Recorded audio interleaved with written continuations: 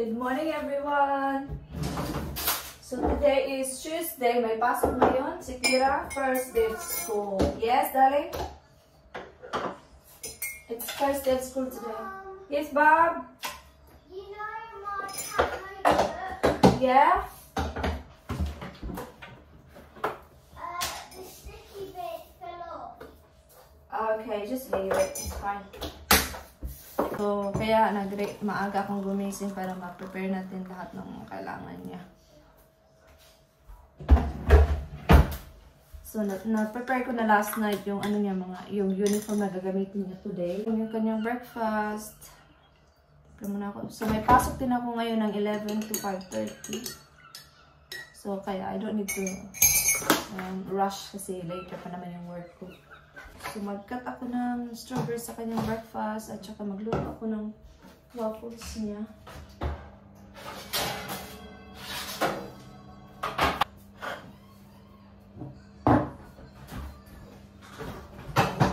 So, susundin siya ng lola niya. Ihatid daw siya sa school, sabi niya kahapon. So, mag-cut lang tayo ng strawberries. Hugasan muna natin siya.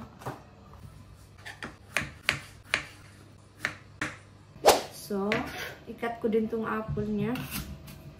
I-half ko lang siya. Isa sa breakfast at isa sa school. Kasi kailangan ko kasing i-cut yan sa school. Ayaw niya yung ganyan lang. Kailangan i-cut ko siya. Ito yung gagamitin niyang lunch bag. Nabili namin siya sa Smiggle. Ito yung pinili niya. Ay nako, iwan ko ba kung bakit ito yung gusto niya. Gusto ko sana yung, ano ba yung, larong ba siya? Ito kasi, ito lang siya. So, hindi marami yung malalagay mo dyan. Pero anyway, at least something that she likes. Gagamitin niya.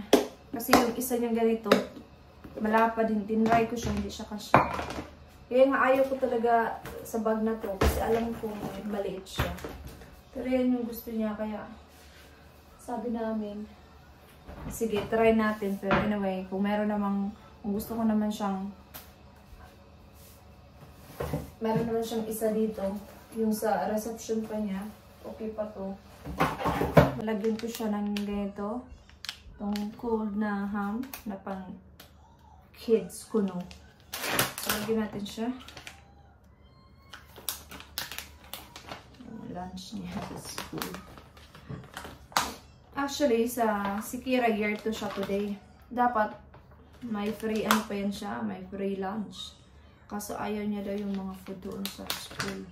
Ewan ko sa kanya. Tinignan ko naman yung menu. Okay naman. Ayaw niya lang talaga ng food doon, sabi niya. Kaya, baka hindi siya kakain. So, kaya nagtitake na lang siya ng sarili niyang lunch. Marami naman yung mga bata na hindi kumakain doon sa school. Yung mga friends niya, nagdadala talaga sila ng lunch din. Kasi ayaw daw nila yung food. I mean, okay naman yung food. Yung problem lang is, yung pipila sila ba? Siyempre, kasi kukunin mo yung food mo. Tapos, by the time na pumila ka, yung iba patapos na. Kaya ayaw niya yung ganun. Kaya, sayang ang oras. Maghugas muna tayo while naghintay sa naluto.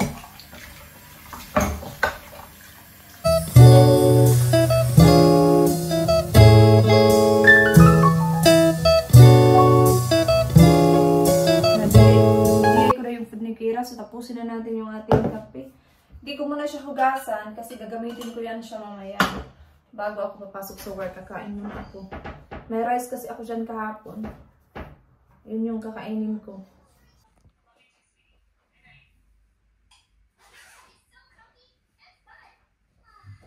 That's amazing. Well done, Kira.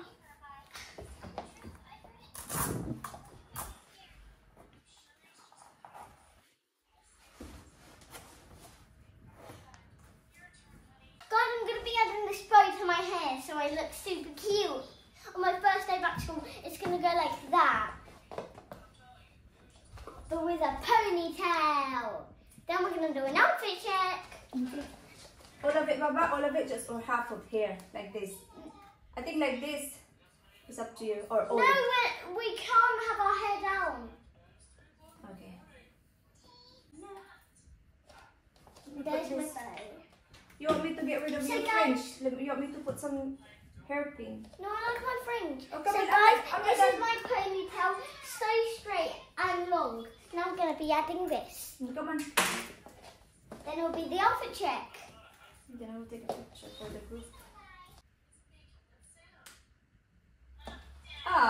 Show the camera. I'll check here. Hang on. Have a picture. Okay. Outfit check. So my outfit is from Mark Spencer. Marks and Spencer's. My bow is Richmond. My shoes are from Ditchman. Beachman, and my socks are from Next. Yeah. And my hairband is from Primark. Yeah. My Harry Potter pack lunch is from Smiggle. That's right. And it has a golden teacher and Gryffindor and all the other ones.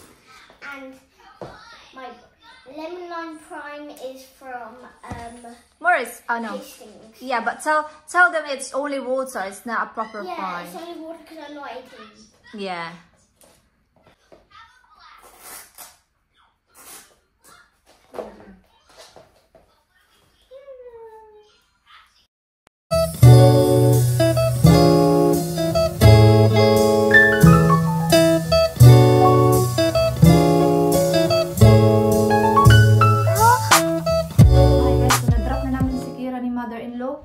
So, kailangan ko magkape. Ano ako, yung chan ko ba, kailangan ng something. So, yeah, magkakape tayo. And may 2 hours pa naman ako bago ako pasok sa work. So, tidy up lang muna ako dito. So, nag-ready na ako kasi nga, di ba, may work ako. So, while naligo ako, nag-makeup agad ako. Yun. So, maglinis-linis muna tayo dito. 9:45 na. Magluluto ako ng aking breakfast. So, magluluto ako ng egg at may corned beef kasi ako na binili kahapon. Yun, igisa ko siya. Tapos with egg. So, yun yung breakfast ko. So, kailangan mo kumain pag nag-work ako ng 6 hours kasi gutom yun, di ba? Especially pag 6 hours kang nag-work, kailangan mo talaga na kumain. Kasi pag 11 ako nag-start sa work, nagugutom ako mga 2:30, ganun.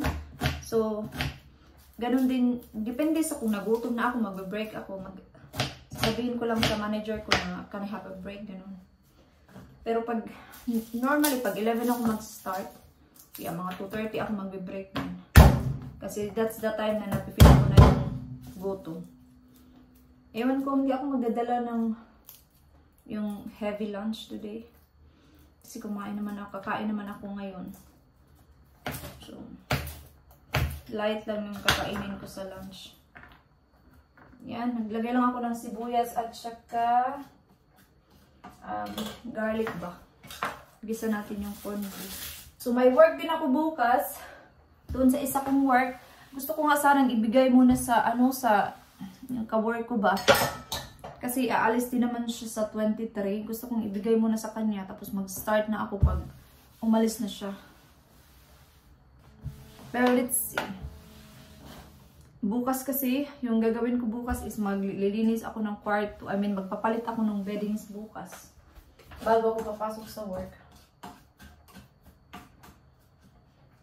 So, ininit ko lang yung rice sa microwave. Ito na to.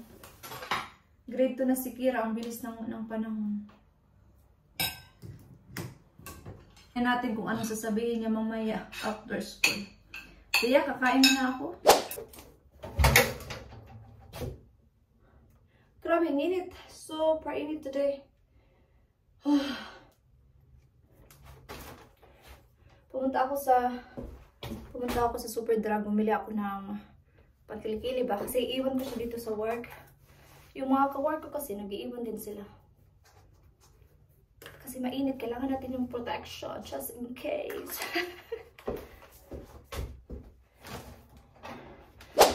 So, 2:00 na. Kakain ako ng lunch. Ito lang yung lunch ko. At saka yung biscuit na kinuha ko lang dun sa pantry namin. Kay Kira actually yan. Hindi kasi ako organized this morning. So, ito lang yung lunch ko. Kulang to, pero kakain ako mamaya. Dinner time. It's starting to get really busy na kasi diba bare months na. So, medyo busy-busy na siya.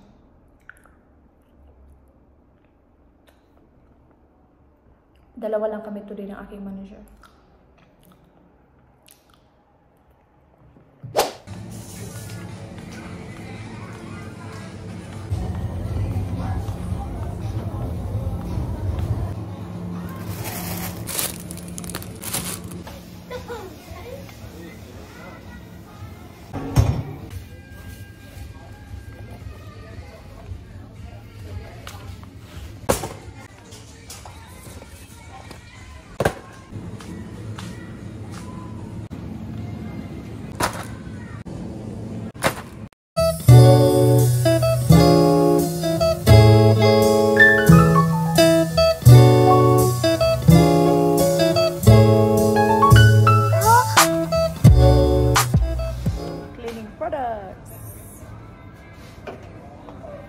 Nandito ako ngayon guys sa Morrison. Kasi nag-food shopping lang ako ng very konti lang.